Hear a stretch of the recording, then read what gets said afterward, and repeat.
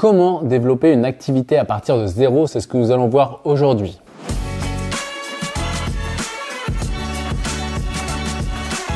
Bonjour, ici Pierre, fondateur de l'Académie de l'Haute Performance. On accompagne des sportifs et entrepreneurs à être confiants et sereins dans le milieu compétitif. Et je suis aussi auteur de plusieurs ouvrages que vous pouvez retrouver en lien dans la description. Et également, pensez que vous avez le droit de réserver un entretien offert avec un membre de mon équipe. Aujourd'hui, il y a Simon qui nous pose la question. Mes objectifs à moyen terme sont de devenir indépendant. Actuellement, j'aime mon travail, mais pas ce que cela implique, le transport, le travail, etc. Et j'aimerais bien devenir un éducateur de rugby. Là, du coup, ce qui est important quand on veut lancer son activité à partir de zéro, la première étape, moi, que je demande, c'est vraiment d'avoir un pourquoi qui est fort. Si on n'a pas un pourquoi qui est fort, eh bien, ça risque vite de freiner. Pourquoi? Parce que monter son activité en partant de zéro, c'est pas une croyance que j'ai envie de mettre, mais en tout cas, de mon point de vue, c'est pas évident. C'est-à-dire qu'on va partir souvent, on veut monter son activité en partant de zéro à partir d'une expertise que l'on a. Et par contre, la deuxième expertise que pour le coup, on n'a pas d'autre choix que de développer, c'est de se faire connaître et de pouvoir soit se faire connaître, soit prospecter sous une forme ou d'une autre, mais en gros d'aller, entre guillemets, chasser et ramener des clients. Et donc ça, c'est pas évident et il y a beaucoup de gens qui ont un profil plutôt passionné autour de leur expertise pour qui ça va être difficile cette phase-là parce que en fait, ils n'osent pas se mettre en avant.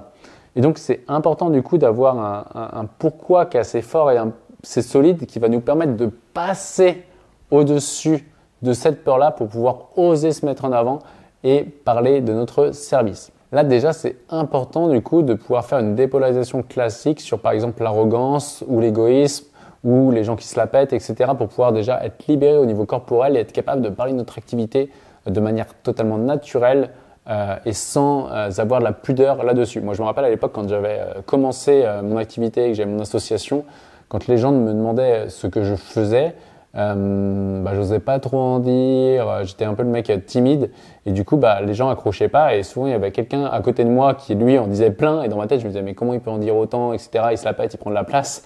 Mais du coup, les gens s'intéressaient à lui. Avec justement le principe de dépolarisation, ça m'a totalement détaché et j'étais capable de me mettre en avant. Et donc, c'est important ce point-là de justement enlever la notion d'arrogance, d'égoïsme, de trop parler, etc. pour pouvoir parler librement de son activité. Quand on a fait ça et qu'on a le why et qu'on a fait la dépolarisation, là-dessus, c'est de tout simplement être visible. Donc, en fonction de l'objectif, c'est de devenir éducateur sportif, eh bien, on peut tout simplement proposer à des clubs, on peut regarder un CDOS, donc les comités départementaux olympiques et sportifs, le cross, on peut aller voir des clubs. Le CROSS, c'est le comité régional olympique et sportif, et simplement aller proposer peut-être des conférences, des interventions et oser au début faire du gratuit, le temps de faire une réputation. Il y a vraiment une notion de momentum à lancer. Le momentum, c'est un peu comme une boule de neige ou c'est comme quand on envoie, un avion part pour décoller. Il y a énormément d'énergie au début qui est mise pour très peu de résultats. Mais cela par effet cumulé, au bout de 6 mois, 1 an, 2 ans, 3 ans, 4 ans, eh bien, il y a de moins en moins d'énergie à mettre en place et la réputation fait le reste. Mais au début, on n'a pas d'autre choix de passer par là. Et moi, j'aime bien la notion, je ne sais plus quel auteur a écrit dessus, mais cette notion de give and take, c'est-à-dire de je donne et ensuite je prends. Ok, mais d'abord je donne pour pouvoir me faire justement repérer. Mais attention, quand on donne de manière comme ça, c'est important qu'il y ait cette notion de ce que les Américains appellent de fair exchange, d'échange qui est juste, et de dire ok, je vous donne ça, mais si vous êtes satisfait derrière, eh bien vous me recommandez, vous me faites un témoignage, quelque chose comme ça, qui est quand même quelque chose en retour de la part de la personne pour qu'on puisse capitaliser justement sur cette expérience qu'elle a. Après, ensuite, il y a cette question de si on veut devenir un éducateur sportif de rugby, qu'est-ce que je ferais?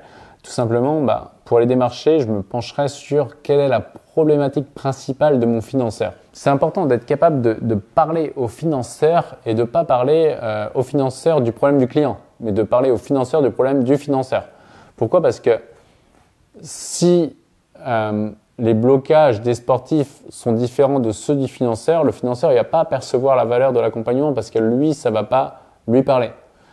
Donc, il faut être capable de noter justement, quelles sont toutes les problématiques, qui est le financeur, quelles sont toutes les problématiques qu'il a et comment est-ce que moi, je suis capable de répondre à ces problématiques-là. Et en fait, quand on va y aller comme ça, du coup, on va pouvoir faire ce pitch de j'aide qui à faire quoi. Donc, quels sont les blocages de mon avatar, donc de mon client idéal. Quand j'ai travaillé avec, quelle est la vie qu'il a après moi. Donc, j'ai un avant et un après moi. Et donc, je vais être capable de dire j'aide qui à faire quoi.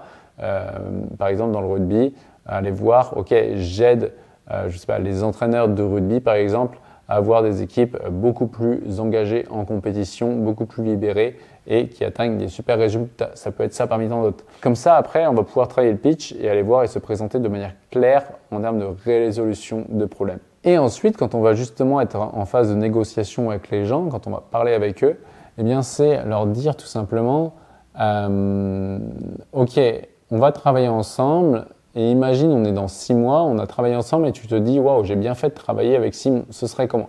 Et là, on va projeter les gens comme si c'était déjà réussi, afin que leur cerveau associe, si on travaille ensemble, ça va être une réussite et qu'on ait déjà les critères de réussite. Et comme ça, après, ça permet simplement de reprendre les points.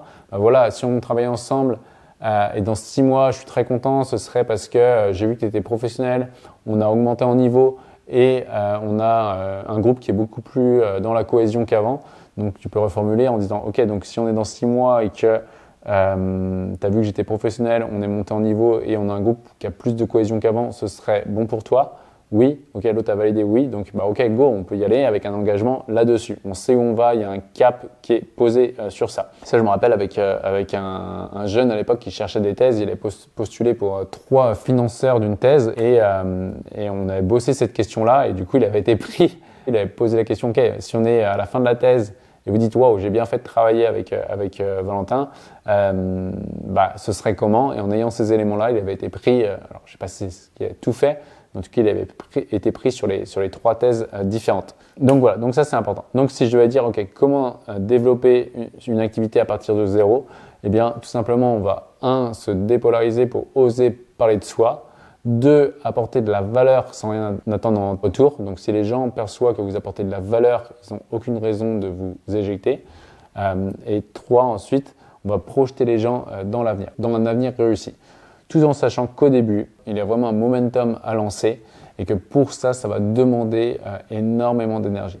Et donc, je vous invite aussi à côté de créer des petits contenus, créer des conférences. Moi, à l'époque, j'ai commencé avec des conférences dans les bars, de tourner des vidéos, des petites vidéos de peut-être 30 secondes, 1 minute, 5 minutes maximum que vous pouvez donner à quelqu'un et dire, ok, regarde ça, regardez ce que je suis capable de faire, des vidéos de témoignages, etc., qui prennent pas peu de temps, mais qui apporte du concret et de la valeur. Écrire un bouquin aussi, mais ça peut être une stratégie plus long terme, mais faites en sorte en fait de capter l'attention, d'apporter de la valeur et que la personne se dise « Waouh, j'ai vraiment envie de bosser avec parce que ce qu'elle fait, c'est pertinent ». Et enfin, prenez votre temps et voyez les choses sur du long terme, quitte à garder votre emploi un petit peu plus longtemps, de décaler un petit peu et de faire une transition de manière plus légère. Parce que quand on arrête son emploi, quand on se jette dans le bain de l'entrepreneuriat, eh bien là, les choses peuvent devenir vite challengeantes si on n'est pas prêt et si on croyait que les clients allaient venir en claquant des doigts.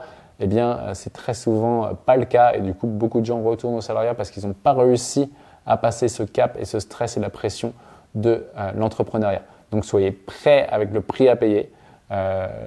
L'entrepreneuriat et développer son activité, c'est des trucs qui sont vraiment fantastiques. C'est vraiment cool en termes d'émotion, en termes de développement aussi personnel, de croissance et de liberté. En revanche, il y a un prix à payer qui est présent. Faut être prêt à le faire. Et à partir de là, on peut y aller. Mais croyez pas que les choses vont venir en claquant des doigts. Et voici pour aujourd'hui. Pensez selon la plateforme sur laquelle vous êtes à liker ou alors à noter ce contenu. Et aussi, pensez que si vous avez envie d'aller beaucoup plus vite, beaucoup plus loin, vous pouvez réserver un entretien avec un membre de mon équipe. Et enfin, rappelez-vous, l'important n'est pas ce que vous faites, mais qui vous devenez. Ciao!